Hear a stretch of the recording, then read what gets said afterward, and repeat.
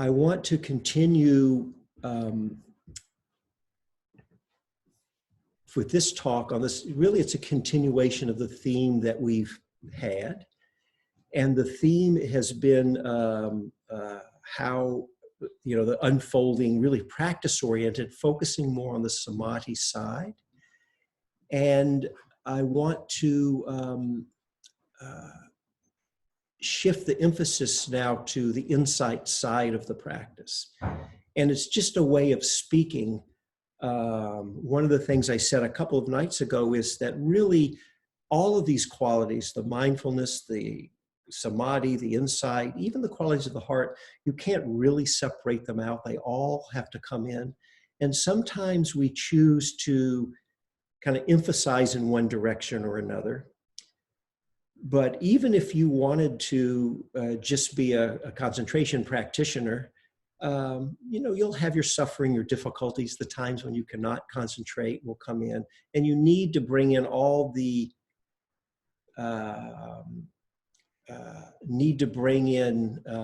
all the qualities of mindfulness, your skills, the insights will have to come in anyway.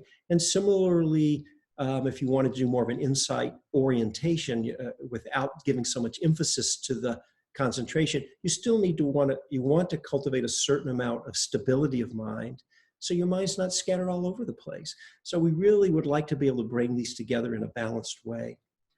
So the way I've been presenting on this retreat is with a lot of emphasis has been on the developing the samadhi side, but actually throughout I've also been talking about staying open and receptive moment to moment through what's actually happening, and let our experience inform us. And we don't have to choose. There'll be the times when we find ourselves more needing to, it'll feel like it's more the qualities of insight need to be brought to bear. And other times when that's not happening, we just stay with the samadhi side.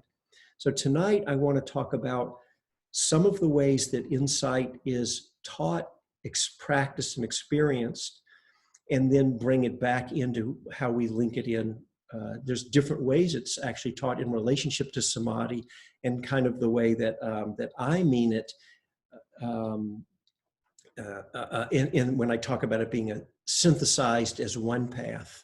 And I don't tend to think of it so much, am I doing a concentration practice or an insight practice? That's what I want to explore this evening. When you go back to the source texts, the old Pali suttas, we've been talking about a goal, really the main essence of what practice is from this tradition, knowing that some of us may hold our own goals differently, that the practice has been what we call liberation through non-clinging. We've been speaking of that each night. And then the question just is, well, what moves us in that direction, or what supports the liberation through non-clinging? The way it's commonly articulated, if you go back to the suttas, at least most, maybe all, but most of the places I can think of that has the Buddha himself speaking about his own liberation or what happens for the liberation of others, it's the destruction of certain, we spoke last night about putting out the fires of greed, hatred, and delusion. That's one way to speak about it.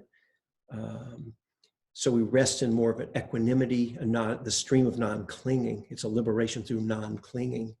Well, one of the ways it's commonly articulated in the suttas is as a destruction of certain forces that create suffering. And you don't have to know Pali, but I'll just give the name. It's called the asavas, and it has a range of translations. But for us, I think calling them taints is, you'll hear commonly, or corruptions. And you don't have to remember them all, but I just wanted you to have heard it. I will say what they are. It's a list of 3 or 4, sometimes 3, sometimes a 4th is given. Don't have to memorize them. I've memorized them for years, and sometimes I forget what's on the list. So you don't want to stir your mind up, but just to give you and you can always look them up, but to give you a feel for them, what these, and you'll see what they are. When these are in your mind, you're suffering. So there's clinging, craving for sensual pleasures. So that lets go. There's craving for what's called becoming. Sometimes they translate it as existence, but I don't like that translation, craving for existence, because it can it can have a connotation of like wanting to not exist. And that's not the way to understand it at all. It's not trying to not exist. It's we exist, but it's not having to be anything. It's sort of a simple way to think of it is letting ourselves just be and not having to put the overlay of our views and opinions and identities that we cling to and all of that. We still have identities, but we can hold it much more lightly. And so we don't have to, and one way to think about it, think about if there's any identity, just to get a sense of the feeling of it. I'll give you an example. So I worked, I have a degree in electrical engineering. I worked in Silicon Valley for the semiconductor, the computer chip companies like Intel and others for a number of years. And I don't know how it is now, but back in those days, being an engineer, that was kind of in the pecking order. There was a pecking order. It shouldn't have been, but it was kind of like that. The engineer had a good status. And after doing that for a certain number of years, I was never that happy in that role. It was great. I'm not denigrating it in any way, but working in the corporate world wasn't that good of a fit for me. Great fit for other people. And so I switched over and I ended up working in human resources. I was so happy, much happier. But a number of my engineering friends couldn't believe it. Like, you went to HR? It's kind of like I don't know what they're thinking. It's like it's such an important function, and there's the skills that you need in human resources are every bit the level of the skills you need in engineer. The engineers are just as choked up and blocked and unable in I'm making it's a bad stereotype, but as an engineer, I guess it's okay to say it. But that's right. They may not have the skills necessarily that the HR people have. Right? So they couldn't believe, because there was an identity about that. If I was clinging to my identity as an engineer to sort of be something, that's kind of a suffering, isn't it, when it inevitably changes or is lost? Fortunately, in that case, I was able to, I'm not saying I never had an identity around it, but not holding on to that identity. I was happy to let it go and perfectly happy to be in human resources. I thought it was a valuable contribution to people. I liked the work I was doing, and I was happier. That's an example of letting go of having to be any fixed thing that can't change, that I'm clinging to. It's no different than clinging to one's youth. That's a kind of a clinging to your body and to a kind of becoming, in a way. And we all know that that's not a reliable, in case you haven't found out, you will, that it's not a reliable way to seek your happiness. I mean, just look what happened to me. I used to be young, and I was like, I was a very active rock climber for decades, and I was a strong, good climber. I did multi-day climbs up big walls and all that. Now, I go with my son in the climbing gym. I can barely lift my leg up to get on the foothold. And it's like, well, what happened? Well, the body got older. If I'm clinging to my youth, it's a setup for suffering. So these are just kind of get a feel. I think you all know this idea of the asaf of becoming. When we let go of the corruption of what they call becoming, it doesn't mean not existence. It just means we can let ourselves be what we are. So craving sense pleasures, becoming, and then there's one, ignorance. And that's a huge topic. What do we mean by ignorance? And I don't want to get into that so much now, but a lot of, maybe you could say, insight practice is penetrating through ignorance or delusion in a way. But I'll just leave that there. And then sometimes a fourth asava of views has come in. And that's an interesting one too, because there's a lot of talk about not clinging to our views and opinions. Doesn't mean you don't have to have them, but if you have a different view than me about the role of samadhi in meditation, I don't have to go to Dharma war with you, for example. I can hold it more lightly. So all these kinds of are ways that we cling and create suffering. And so many times in the suttas, the Buddha is quoted, you go through this whole process, the Buddha is quoted through the destruction of the asavas, and that's the liberation that happens. That's the ultimate liberation. That's how they formulate it. So it's just one way. You don't have to use that model. I think freeing the heart from greed, hatred, and delusion works great. You have to see for yourself. Okay, so then what frees us from the asavas, or from the greed, hatred, and delusion, or you could say the liberation through non-clinging? It's formulated in the tradition in some different ways. Oftentimes, the Buddha is just quoted as through seeing as it really is, and then he goes to the Four Noble Truths, through seeing as it really is, suffering and what's its cause and its ending, and the way that led you to the ending.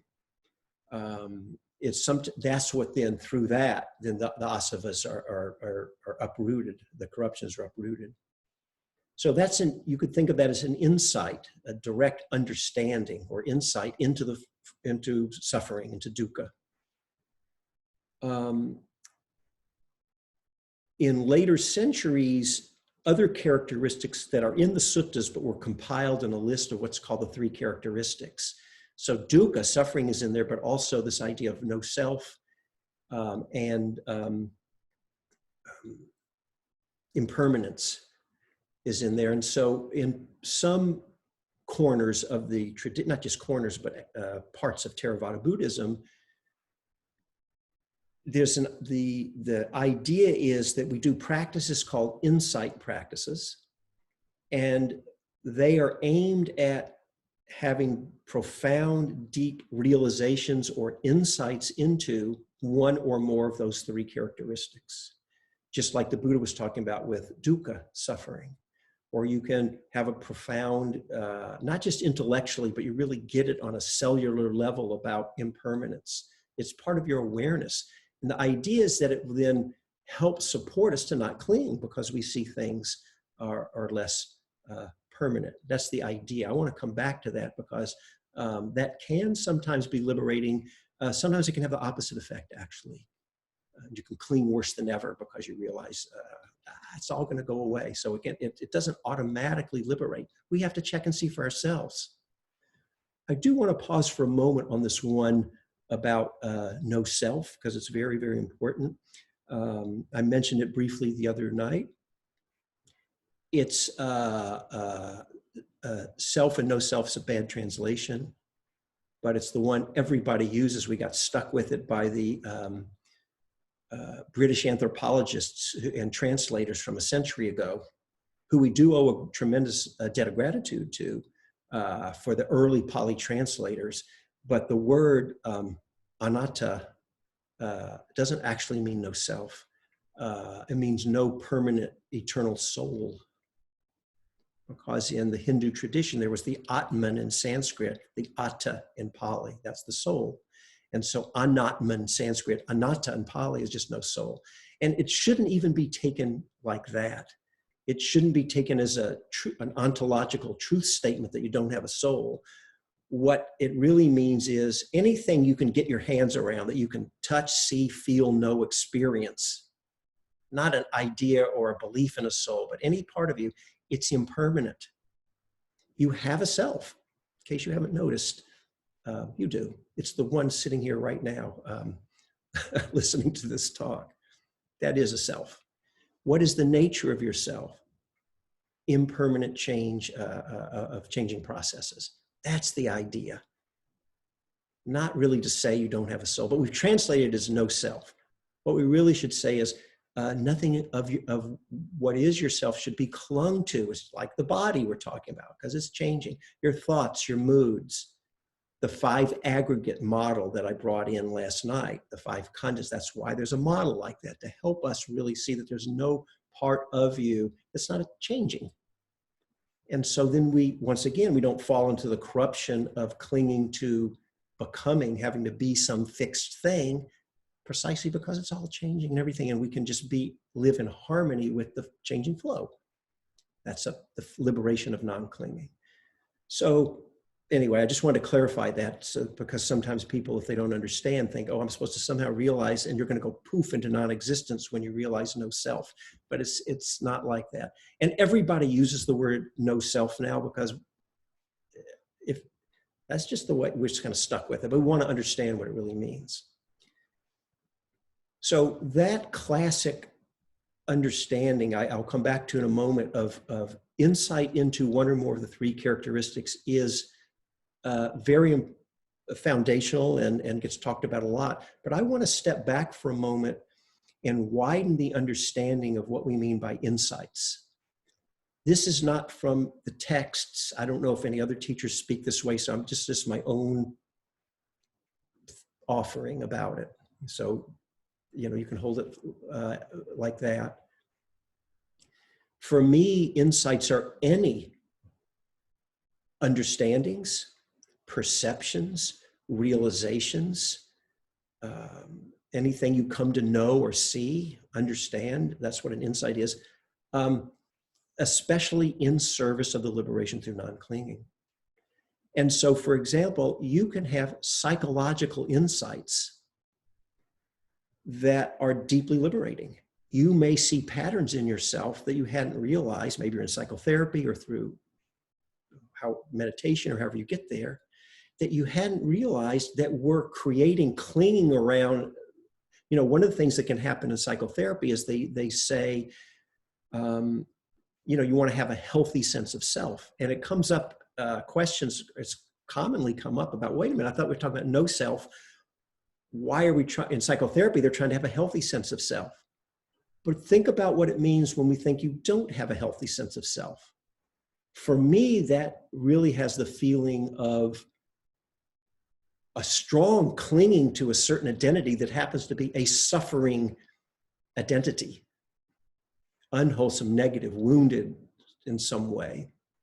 I'm not worthy, I'm not lovable, I'm this, I'm that. And it's actually can be quite a solidified identity around a self, but it's just not one that serves us well. It causes suffering.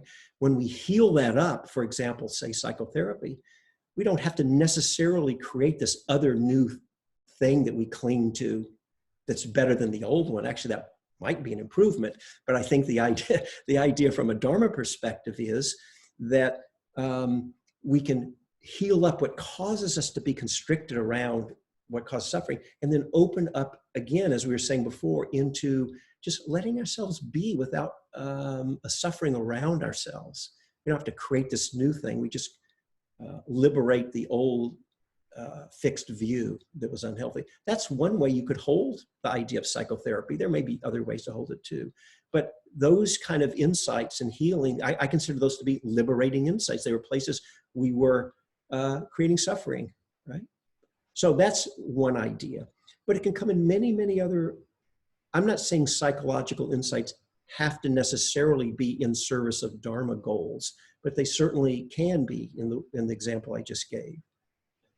You can have insights, well, just on this retreat, for a couple of people shared with me, I've been having a few interviews here, and a couple of people shared with me something that's actually more common than you might think, just trying to stay present with breathing, mindfulness of breathing. A couple of people have said to me that they noticed that it's hard to stop controlling the breath. It just kind of automatically happens. A controlling thing happens. Now, I didn't get into that. Maybe it was a new realization, or maybe they've known that was a pattern. I don't recall that, but this happens often. And I've had people come many times and just hadn't even realized it before. And it's like, wow, I came to sit down with the breath and I hadn't noticed. All of a sudden I'm noticing something new, kind of having an insight. Wow, what's going on here?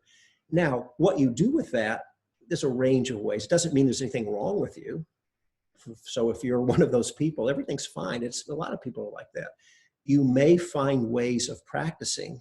And so I've been working with a couple of people to find ways to help you find practices where you naturally don't fall into the controlling, and you can be more relaxed, but can still help you concentrate and steady and strengthen the mindfulness. So that's one way to approach it.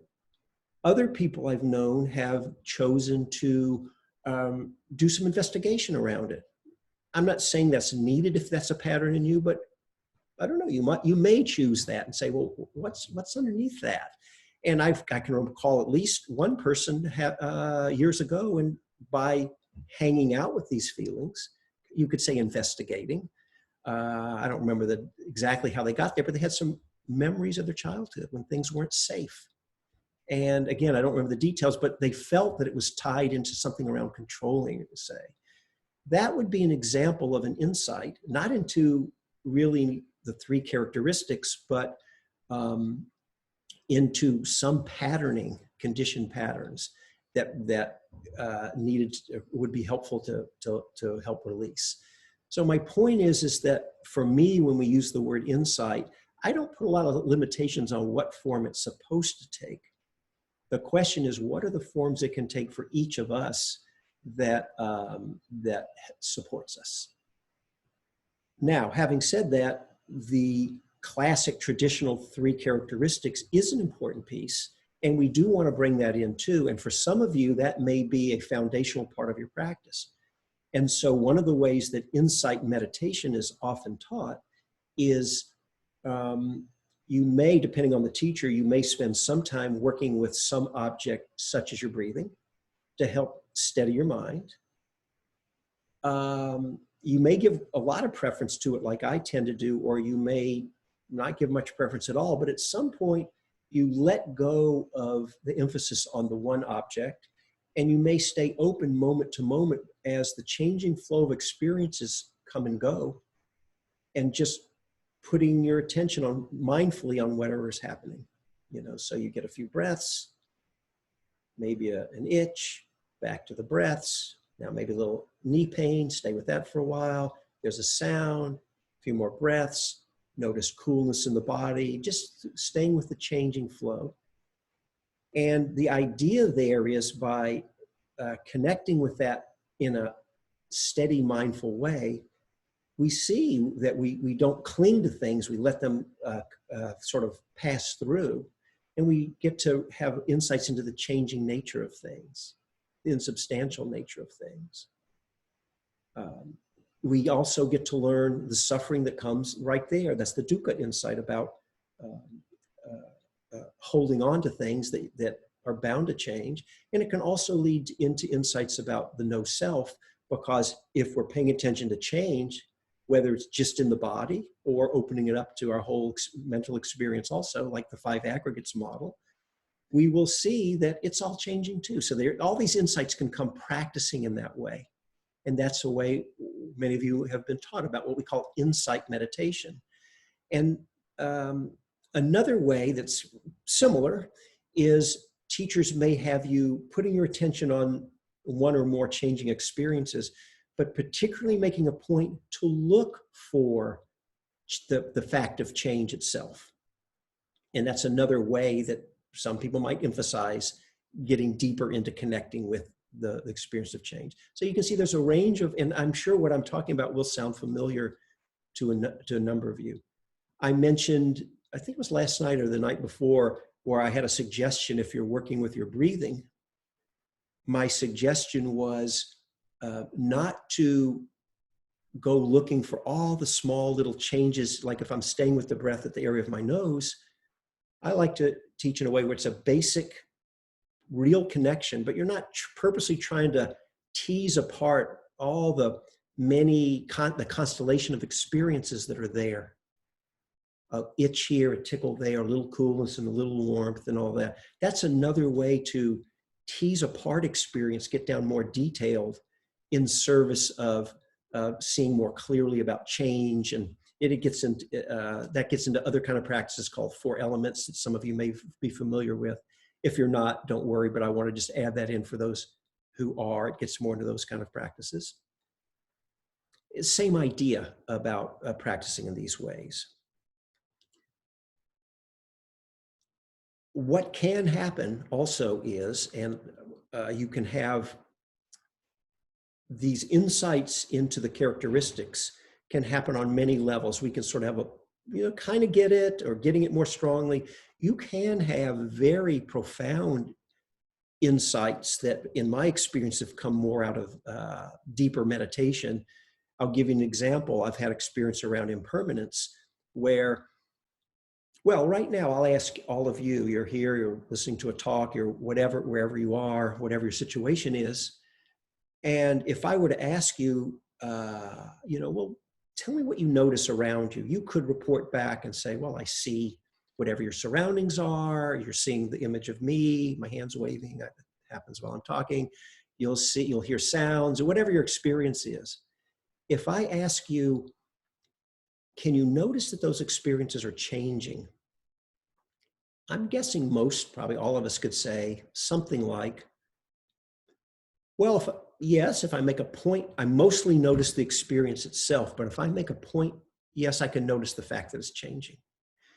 You can have insights into impermanence where that flips completely around, and it's hard to explain, but it's obvious if it happens, where what's actually popping out to your awareness is the fact of change itself. And if I were to ask you if you're in that state, well, can you notice the objects of the experience? You would probably say, well, if I make a point to, I can, but what I really is popping out is change. That's an example, not the only way, but an example of how a deep insight into impermanence and change can arise. These things can come up in many ways. So the idea is, if we really get it in these insights deeply, well, the mind's going to want to let go more profoundly. And I do think it does work like that for many of us to a great degree. However, I don't think that's the whole story. When I had the insight that I just talked to you about, I'm remembering a particular time, this impermanence insight. I was in quite a long retreat when it happened. And it was pretty obvious, okay, this is a real, authentic, it felt very powerful insight into impermanence. And when I came out, I wasn't aware that my mind was any more liberated or less defiled than it was before. I couldn't tell. Maybe it was. What I have found is it's not one thing that leads to the liberation. This is getting back to what I was talking about a few nights ago, that it feels different for all of us. So all of us want to have the insight piece in there. I think there's no question about that. It's one of the foundational pieces.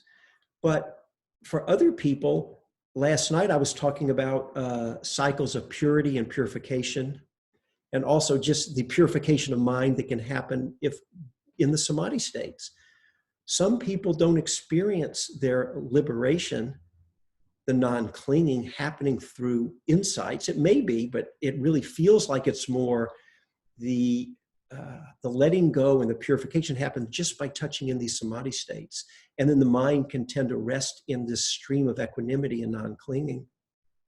And you may not have been aware of had any particular insights, but it's just another of many doorways into the liberation. So it's not just that, oh, you have to have these insights for it to happen. It can come in many forms. And I say that because one of the things that can happen is some teachers say, this has come up with a number of you that I've spoken with, who teachers sort of shy you away from doing concentration practices because you're not doing insight. Well, think about it. If your understanding is that you want to have insight into changing phenomena, and if you remember a few nights ago, we were talking about different ways samadhi can unfold, and you could get into one kind of concentration where you get so one-pointed that you actually lose connection with the changing flow of experience, where you've lost connection with change. So you could understand naturally how some people would say, don't do that, because then you can't have the insights, right? And so that's a legitimate path of development. And I respect all of these paths because, as far as I can tell, I have to tell you, when I was much younger and I knew the least, I was the most opinionated about the right and wrong way to practice. Funny how that can work. And fortunately, over the years, as I've come to learn more than I did then, I've been cured of that misconception. And I've really come to appreciate sincerely the wide range of ways that people approach practice, and that it's not just trying to sound like a good guy when you say it. It's different for all of us. And as far as I can tell, every path of practice I've ever encountered, it worked great for someone. They're all valid paths. So if you're drawn in that way, then that's the place you ought to be. What I'm offering here is a little different in that I don't call it insight meditation. And I really don't call it samadhi either, practice. It's just all one integrated practice, but I do put a lot of emphasis, in case you haven't noticed, on the samadhi. And what I have found is if we can practice in a way that heads us towards ever more presence and undistractedness, whatever that looks like, and all these other experiences of samadhi and jhana and the bliss and everything, yes, that can come, but it's the clarity of our perception. And I mentioned, I like the image I said the other night, it's like the mind turns into a Hubble telescope. It can be quite vast and spacious, and it can get quite detailed and deep like an electron microscope. And I think both images work great. Through that power of mind, the insights sometimes come. So many people find that just by practicing samadhi. So here's the thing to pay attention to for yourself. For those of you who've been on retreats or through daily life who are experienced meditators, isn't it true that when you've been less distracted and your mind is less scattered and you're more samadhi, more concentrated, more undistracted and present and clear, you naturally know what's going on more. You don't actually have to go looking for insights. If something's happening in your body, you know it. In this case, something's happening in your mind or in your heart. If you're clinging or suffering in some way, you're more aware of it and you more see the way to let go of your suffering because you're more clear. That's an example where the insights come naturally through developing a samadhi that's not disconnected but enhances connection. A lot of what we'll be talking about, I haven't gotten to that part so far in the instructions, is how we make sure our samadhi keeps deepening, but it stays in a very connected form and not disconnected form. From what I can tell, I don't think anyone that I'm aware of on this retreat is going to go into a disconnected direction. I don't think it's going to happen for you, but it could. And it's fine. Listen, a lot of insights and liberation happen there too for those people. It just does. It's not true that if you disconnect like that you don't get benefits. You do. What we do is we stabilize the mind so that the awarenesses and the insights come as a fruit of practice. We don't have to go looking. But we've also kept in our toolkit all the standard insight practices that we can turn to when we need them. So we don't have to make a choice. Are we doing concentration and insight practice? You do whatever it is that deepens your samadhi. Just take it as far as you want. And you don't have to think about anything else. On its own, in case you haven't noticed, you'll have many times where you can't concentrate. Ups and downs, you'll be suffering. You're on the insight side of the practice. Then you may need to bring in the traditional tools like I was mentioning, staying present with the experience, maybe notice the changing quality from experience to experience. You're really, all the different ways they teach traditional insight practices, we haven't thrown those away from our toolkit. We will bring them in when they need them. Or when you just choose, you want to do that. And when it settles out or you want to come back, you'll come back to your breathing and these samadhi practices and keep that going as far as you want. And the insights will come out from that time too. So you'll find for yourself, you kind of get both. And we don't have to really make it an either or. We can take all of these qualities, really take them quite far. Mindfulness, we want to strengthen. Concentration, we want to strengthen. Insight, we want to strengthen. And love and compassion and empathy, we want to strengthen. All of those. You'll choose to lean in one direction or another sometimes. On its own, it will arise for you in one direction or another sometimes. So that's kind of a little overview of my take on insight, and also the ways that it can be taught and practiced, and my own understanding of how it can be related to the samadhi practice. So it doesn't have to be an either or. I'd like to just spend the last part of this talk still connected on the insight practice. And I want to focus a little bit on, some of you are familiar with what's called the 4 foundations of mindfulness. It's a big, big topic. And I just want to, I won't go into all the details, but because it's so important and foundational, and it's taught so often, I want to mention a little about it, and then some of the ways you can work with 4 foundations of mindfulness, both in the traditional insight practice approach, but also how would it fit in if you're more emphasizing bringing the samadhi piece in a little more, as we're doing. So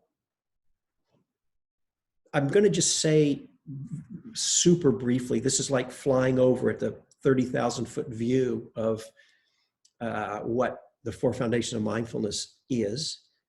I'm strongly encouraging, it's up to you if you want to take notes about it or not, but I'm encouraging you not to try to remember any of this.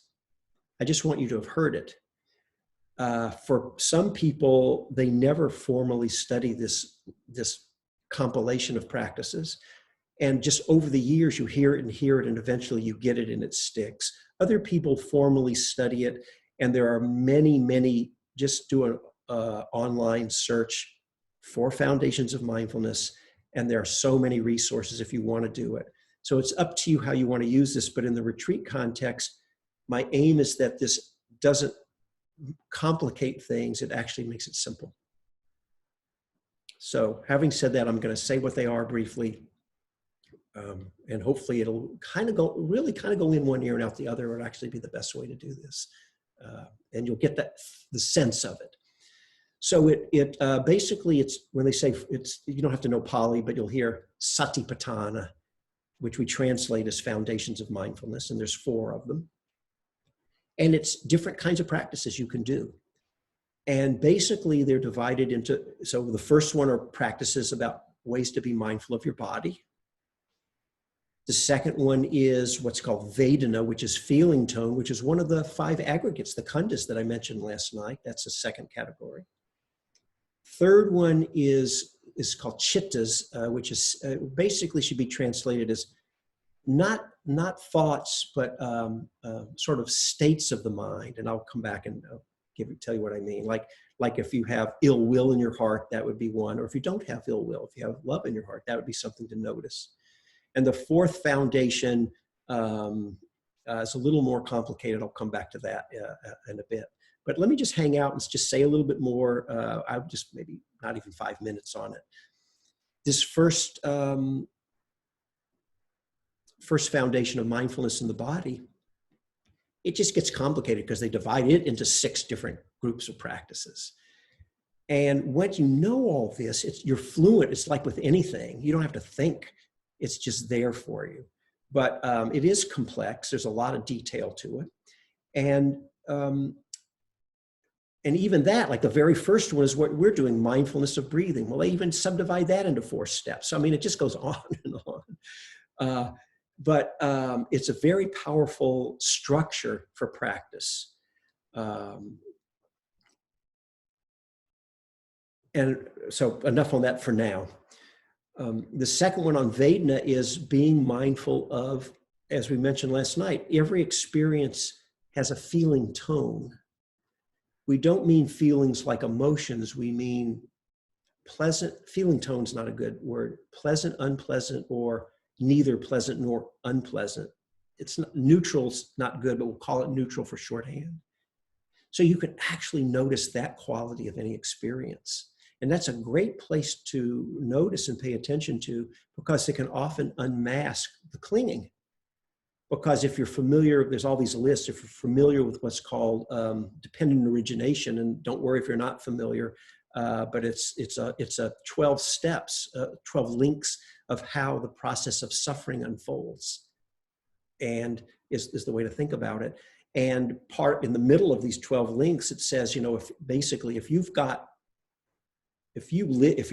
been born assuming your sense organs are all functioning, obviously, you know, you can lose your eyesight or hearing, whatever, but whatever, if your senses are working, you have sense input coming into you. And you can't control how that lands. It's going to land for you either pleasant, unpleasant, or neutral. And it can be different. Like, you know, you take coffee, you know, I don't like the taste of coffee. And many people I know love the taste of coffee. Same thing. So that's just how it lands. Sense input, you can actually shift the conditioning of that. You can get used to coffee, say, and turn to like it, but that's the idea. Sense input, sense contact, you have a Vedana, and through that pleasant, unpleasant, it conditions the mind for this is right in the Four Noble Truths, the tanha, the craving, right? Wanting to have more pleasant and get away from unpleasant. And because of the craving, it conditions the mind for clinging. And there's the dukkha and the suffering, and we're often running in suffering. If we can pay attention in the second foundation of mindfulness, right to where the Vedana is, the pleasant and unpleasant, we can maybe have a chance to get a wedge of mindfulness in there to give us space between the sense contact. We still have the Vedana, but we see it and we know it. We don't have to fall into the craving. We can just know, oh, knee pain, unpleasant. That's an example. So that's why it can be a very powerful foundation, just that one. So the first one on mindfulness of the body practices, second foundation on Vedana, the third one, states of the heart, chitta, states of the mind, heart. You know, there's a list that's given, but you know, is greed, hatred, and it says, is greed, hatred, and or delusion present in your mind, or is it absent? In either case, you can know, you know that. Is your mind concentrated or unconcentrated? It's not telling you how to be, but you're mindful either way. That's in the list. There's other things like that. Is your mind, I forgot the whole list, but it's sort of the coloring of our experience through the filter of these, you know, like through like greed or aversion can color our experience, for example, how we receive what's happening. And the fourth foundation, I'll just say for completeness real quickly, it's a bunch of lists. There's like 5 lists in there of different models to use to give us more detail on how to work mindfully. One of them is the khandhas, the 5 aggregates is in there. The Four Noble Truths is in there. Something called the 7 sense bases, basically 6 sense bases, just, you know, paying attention to you can be mindful that there's just seeing happening or hearing or smelling or tasting, you know, I'm going quickly, but there's something called the 7 factors of enlightenment that's in there, which I don't want to get into, but it's a very important list, actually, maybe one of the most important. And in that fourth foundation, it not only tells you how to be mindful, but it gives you a little more instructions for whichever those lists you want to use as a support structure. How to work when difficulties arise and some tips on how to let go. So for example, if you're using the 6 sense doors or 6 sense bases and you're being mindful of seeing, it tells you, notice if they're seeing. You also notice if you're getting hooked in reactivity or suffering around the seeing. You know that. And you know the way to let go of it. And you also know the way to keep suffering from rising in the future when you see that. So it's things like that, more tools and tips on how to work. So I know that was a lot. Now you see what I meant when I said let it go in one ear and out the other? I wasn't kidding around. So, because you don't want to stir your mind up with this when you're actually coming back to the simple practice of being with your breath and opening to the present moment. But I wanted you to get the idea of it. The reason I wanted you to get to the idea of it is there's actually a range of ways that it's taught, and you're going to run into this. Some of you are practicing or have been taught in a range of ways. And so I want to offer you a range of ways to work with it so you can connect in with your own best approach. So one of the ways that the 4 foundations of mindfulness is often taught is Say you go on a retreat. I've seen many retreats like this, and maybe they'll start with the mindfulness of the body, and they'll start for the first couple of days, as we have here with mindfulness of breathing. That's the first foundation on the body of breathing. And then maybe after you settle, they'll start opening up to being mindful as your body is in all postures, and as it starts to move about, and you can be more mindful through daily activities because you've stabilized for a few days, and now you don't get swept away. And so if I'm brushing my teeth, I can be mindful. I'm walking around. And so they're expanding to include more of the feelings in your body, kind of working, I didn't give you all the details, but working systematically through opening up to being aware of the body in more and more circumstances. Then you settle more. Now you can start to pay attention to what's going on in your mind because you're a little steadier. So then they might open up progression to paying attention to the Vedana, the pleasant and unpleasant. You can notice it more, you're steadier. And then later they might open up to the states of your mind and heart. That can be subtler for some people. So it builds as a progression as you work your way systematically through opening up and including more and more pieces of the four foundations of mindfulness. That's a common way that it's taught. Very, very powerful. I've practiced that many times, and it works great. Another way you'll hear this taught is that people will focus on one particular foundation. Maybe they'll just focus on the third foundation, the mind states. I think U Tejaniya is a teacher who tends to, I want to be careful and not misrepresent him, but he kind of tends to do that on the third foundation kind of a guy. I think Goenka was son of a second foundation, did a lot of body practices, but he was really, when I heard him speak, more Vedana. Some people, everything's emphasis on the body.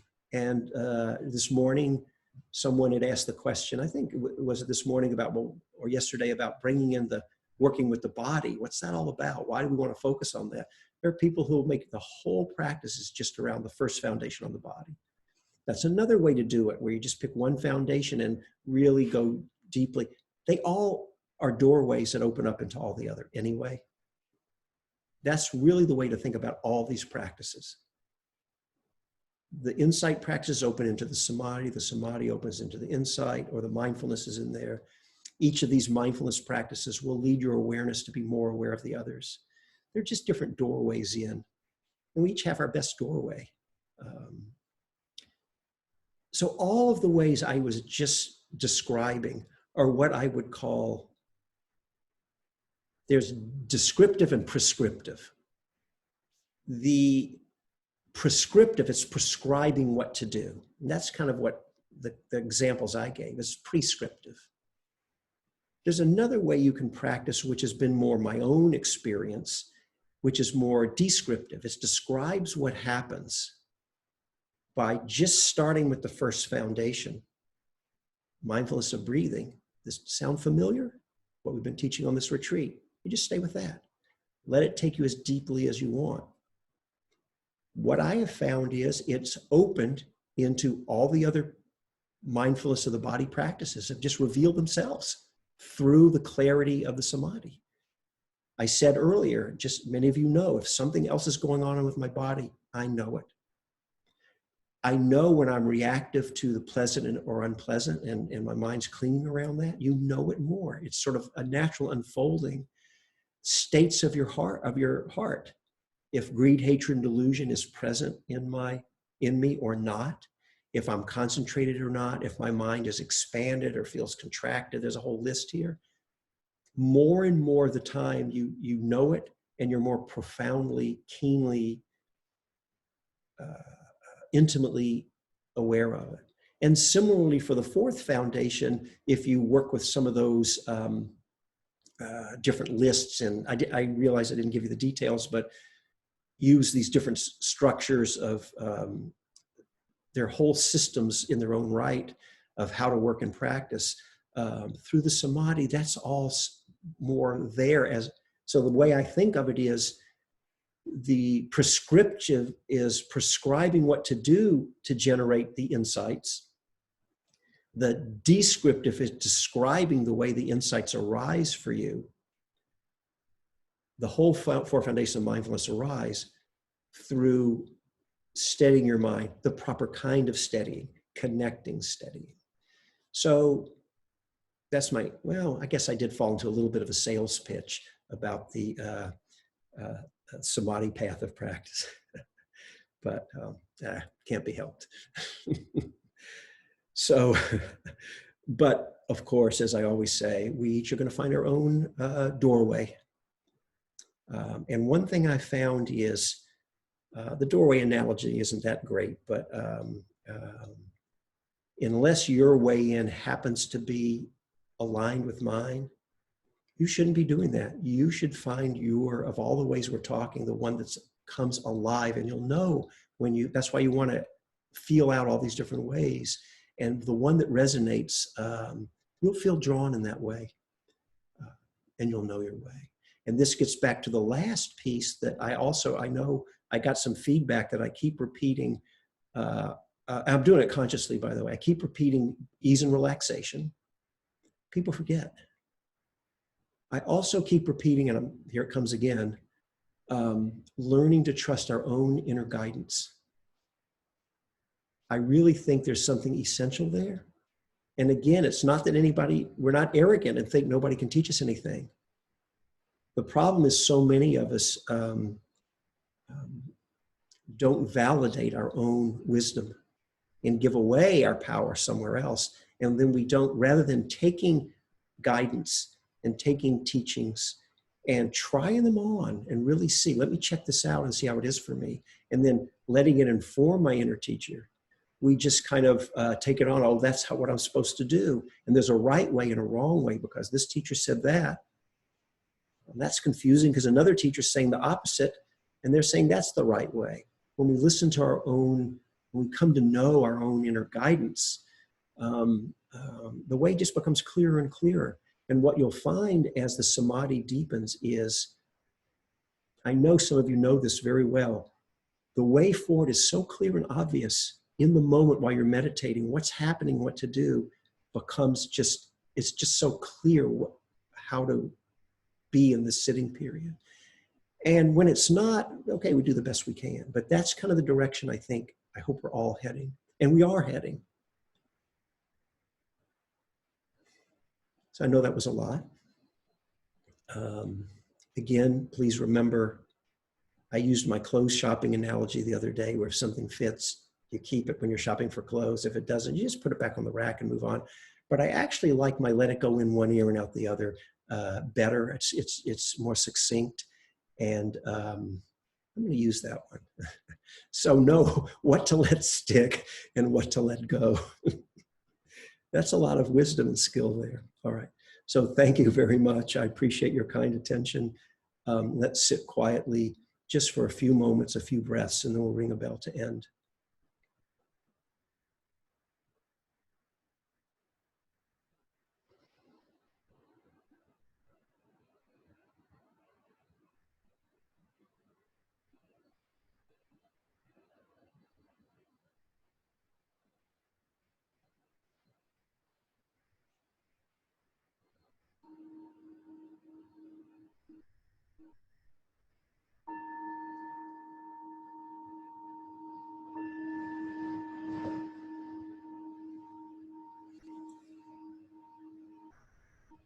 Thank you, everyone.